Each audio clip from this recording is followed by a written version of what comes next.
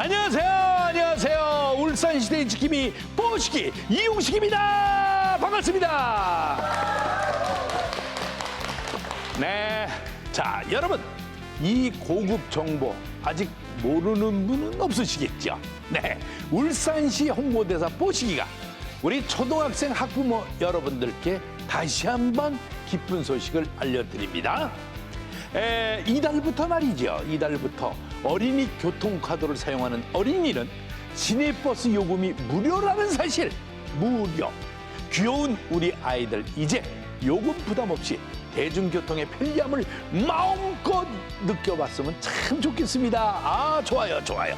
또 75세 이상 어르신들도 내년 하반기부터 시내버스 무료화를 실시한다고 하니까요.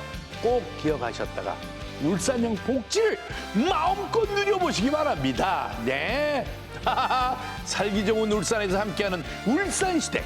자, 그렇다면 오늘도 기분 좋게 출발을 해보도록 하겠습니다. 우리 모두 다 같이 울산시대 출발!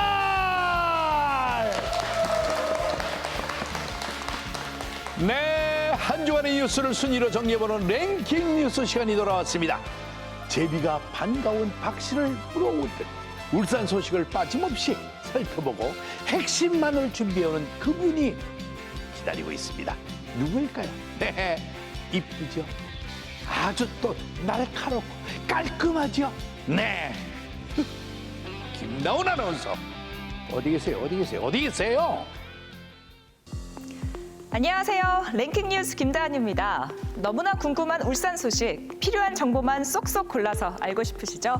여러분들의 궁금증을 지금부터 제가 키워드로 쉽게 해결해 드릴게요.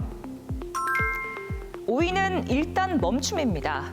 울산시가 오는 27일까지 어린이 교통안전 캠페인에 나섭니다. 이 기간 어린이는 절대적 보호 대상임을 강조하고 아이들이 안전하게 다닐 수 있도록 홍보에 집중할 계획인데요. 울산의 어린이 보호구역 내 교통사고는 지난해 15건, 올해 현재까지 6건 등으로 줄어들지 않고 있어서 어린이 안전 보호가 필요한 상황이라고 합니다. 계속해서 4위는 증가입니다. 올해 울산의 온열 질환자 수가 90명을 넘어섰습니다. 질병관리청 조사 결과에 따르면 지난달 24일까지 울산의 온열 질환자 수는 91명으로 지난해 전체 온열 질환자 수인 68명을 넘어선 것으로 나타났는데요. 구군별 온열 질환자 수를 살펴보면 울주군이 24명으로 가장 많았고 남구와 동구에서 각각 23명의 환자가 발생했습니다. 이어서 3위는 최고입니다. 올해 추석 차례상 비용이 울산이 전국에서 가장 많이 드는 것으로 나타났습니다. 한국물가협회가 전국 전통시장에서 차례용품 가격을 조사한 결과 울산의 4인 가족 기준 추석 차례상 비용은 30만 8,520원으로 전국 17개 시도 가운데 가장 높은 것으로 나타나는데요. 한편 올해 전국 평균 차례상 비용은 28만 7,100원으로 울산의 차례상 비용이 높은 이유는 전국 평균보다 높은 축산물과 과일류 가격이 영향을 미친 것으로 분석됐습니다. 다음 키워드는 효자입니다. 농촌에 일손이 부족하다는 말 어제 오늘 일이 아니죠. 최근 사람 대신 드론이 효자 노릇을 톡톡히 하고 있습니다. 요즘처럼 온도와 습도가 높은 경우에는 병해충이 늘어서 벼의 생육과 품질이 떨어질 우려가 높다고 하는데요. 그 어느 때보다 방제 작업이 중요한 만큼 울산시는 희망하는 농가 2천여 곳을 대상으로 드론을 활용한 방제 작업을 계속해서 시행할 계획이라고 하네요. 이번 주 1위는 청년 탈출입니다. 최근 인구 감소로 소멸 위기에 놓인 지역이 참 많은데요. 규모가 작은 소도시의 문제라고만 여겨졌는데 울산의 상황도 크게 다르지 않은 것으로 나타났습니다. 제조업 강국으로 여겨졌던 울산의 불안한 미래, 울산에는 지금 어떤 일들이 벌어지고 있는 걸까요? 잠시 후 전문가와 함께 자세히 살펴볼게요. 지금까지 랭킹 뉴스 김다한이었습니다.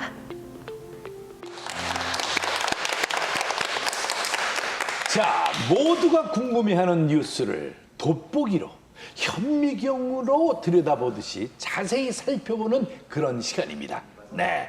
자, 제가 오늘은 책을 한 권 들고 나왔습니다. 이름하여 울산 디스토피아. 그런데 제목이 좀 울산 입장에서는 썩 유쾌하지가 않습니다. 네, 제조업 강국의 불안한 미래라. 도대체 어떻게 된 내용인지 저자를 만나서 속속들이 한번 알아보겠습니다. 경남대 사회학과 양승훈 교수님 반갑습니다. 어서 나오세요. 안녕하세요. 네. 자, 이렇게 나오셨으니까 우리 시청자 여러분들께 인사 말씀 부탁드립니다. 본인 소개. 네. 예, 안녕하세요. 저는 양승훈이라고 합니다. 저는 경남 창원의 경남대학교에서 학생들에게 사회학을 강의하고 있습니다. 네, 교수님. 반갑습니다. 예, 반갑습니다. 제가 방금 경남대 교수라고 소개를 해드렸습니다. 그런데 울산에 관한 책을 쓰셨단 말이에요. 이 울산에. 네, 그렇죠. 근데 혹시 울산이 고향이십니까? 예, 울산이 고향은 아니고요. 저는 나고 자라기는 이제 서울에서 자라고 났습니다. 오, 서울이 고향이시고? 네, 네. 일하는 곳은 마산, 고향도 울산이 아닌데 어떻게 울산을 주제로 한 책을 쓴 건지 이게 궁금하다 이 말씀이에요. 예, 제가 아까 방금 말씀드렸지만 거제도에서 조선소에서 5년 정도 일했는데 그때가 사실은 우리나라 조선업이 제일 안 좋았던 시기였어요. 그래서 구조조정도 많이 하고 그런데 이제 도시가 너무 힘들어지는 거예요.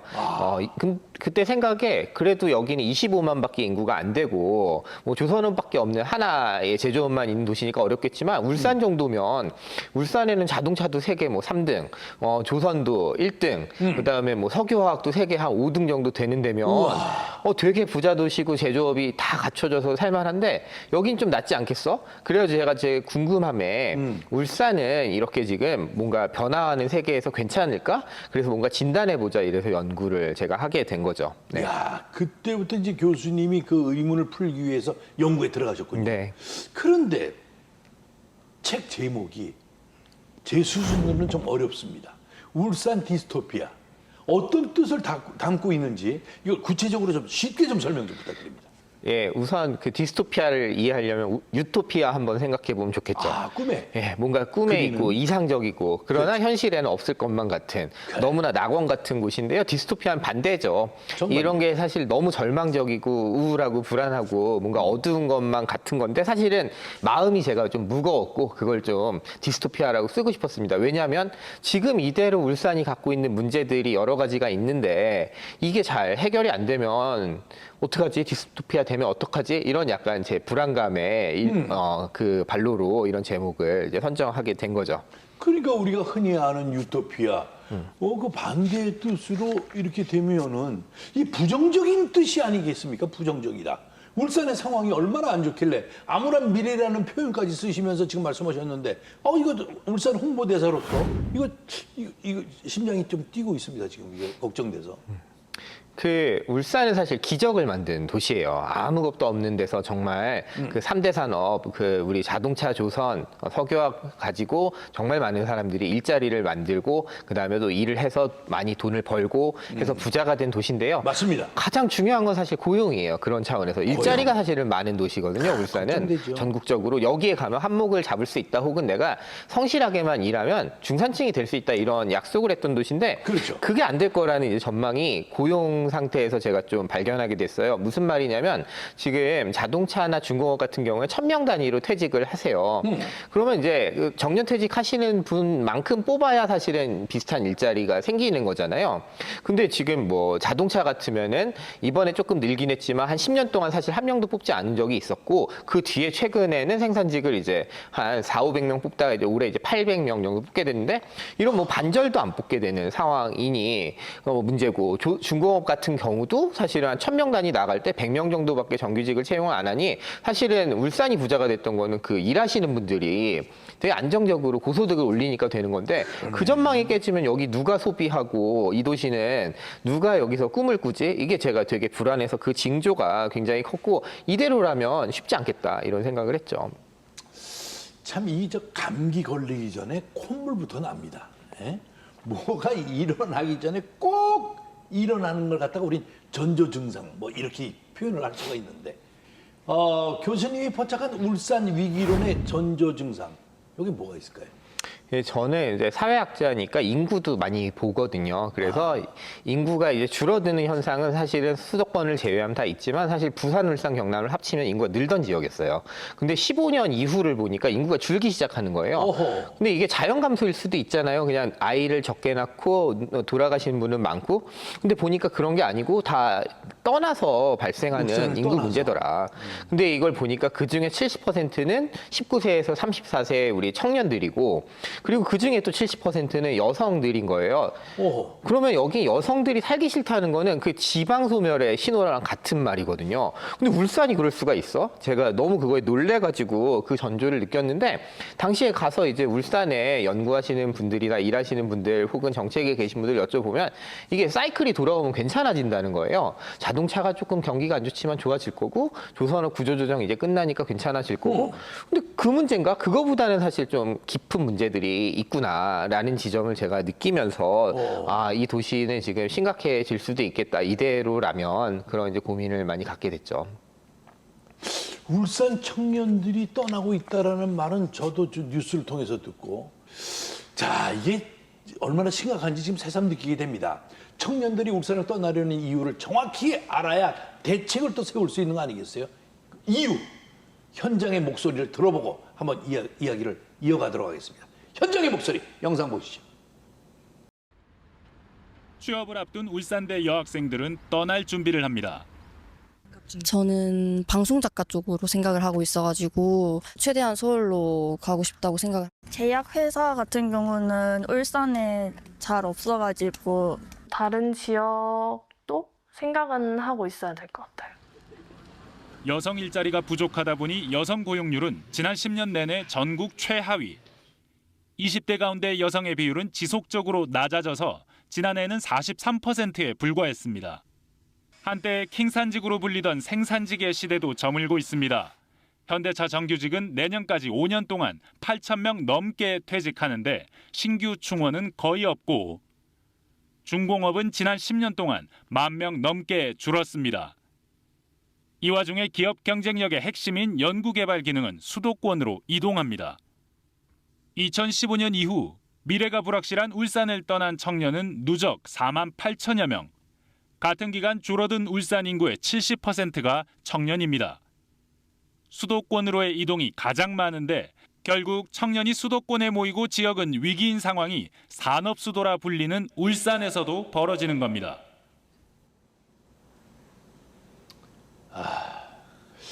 방송 시작하기 전에 청심환을 좀 먹었어야 되는데 이 안정이 잘 안 되네 지금. 답답하네요 진짜. 우리 청년들이 일자리 때문이라고 입을 모으고 있어요. 에? 아니 명실상부한 산업수도 울산인데 왜 청년들이 원하는 일자리가 없나? 이게 왜 없는 겁니까? 예, 이제 청년들의 사정이 좀 바뀌었어요. 그거에 근데 울산이 잘 못 맞추고 있는 겁니다. 이를테면 이런 거예요. 우리나라는 이제 대학을 많이 보내요. 제가 40대 중반인데 저보다 후배들은 전부 다 70%에서 80%가 대학을 갔습니다. 대부분이 대학을 간 거예요. 근데 이제 울산은 대졸 일자리보다는 여전히 고졸이나 전문 대졸을 나온 생산직 일자리가 많아요. 그리고 제조업 일자리가 많아요. 그다음에 두 번째는 여학생들을 이제 2000년대 중반이 지나면 다 동수로 대학에 보냅니다. 옛날처럼 뭐 딸들은 대학 안 보내고 그런 거 없잖아요. 그렇죠. 근데 이제 울산은 사실은 딸들의 일자리가 없어요. 그래서 제가 취업을 지도하는 교수인데 저희 학생들 중에 제일 취업시키기 어려운 학생은 공부 잘하는 여학생.